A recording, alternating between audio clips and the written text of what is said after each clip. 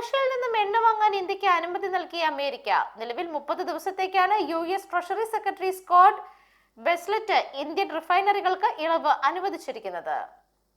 വിവിധ ഉപരോധങ്ങളാൽ തടഞ്ഞുവെച്ച കപ്പലുകളിൽ നിന്നുള്ള ഇടപാടുകൾക്കാണ് 2026 ഏപ്രിൽ 3 വരെ ഇളവ് അനുവദിച്ചിരിക്കുന്നത് എന്ന് treasury department office of foreign assistant control പ്രസ്താവനയിൽ പറഞ്ഞു. മാർച്ച് 5, 2026 മുതൽ കപ്പലുകളിൽ കയറ്റിയ റഷ്യൻ അസംസ്കൃത എണ്ണയുടെ പെട്രോളിയം ഉൽപ്പന്നങ്ങളുടെയും വിതരണവും വിൽപ്പനയും ഇന്ത്യയിലേക്ക് അനുവദിക്കുന്നതുമായി ബന്ധപ്പെട്ട ലൈസൻസ് പുറത്തിറക്കുകയും ചെയ്തു.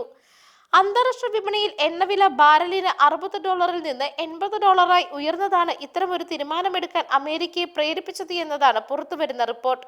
നേരത്തെ ഇന്ത്യയുടെ എണ്ണ ആവശ്യത്തിന്റെ 40% റഷ്യയിൽ നിന്നാണ് എത്തിയിരുന്നത് എങ്കിലും അമേരിക്കയുടെ ഉപരോധം ഭയന്ന് റിലയൻസ് ഉൾപ്പെടെയുള്ള പല ഇന്ത്യൻ കമ്പനികളും റഷ്യയിൽ നിന്ന് എണ്ണ വാങ്ങുന്നത് നിർത്തിവെച്ചിരുന്നു.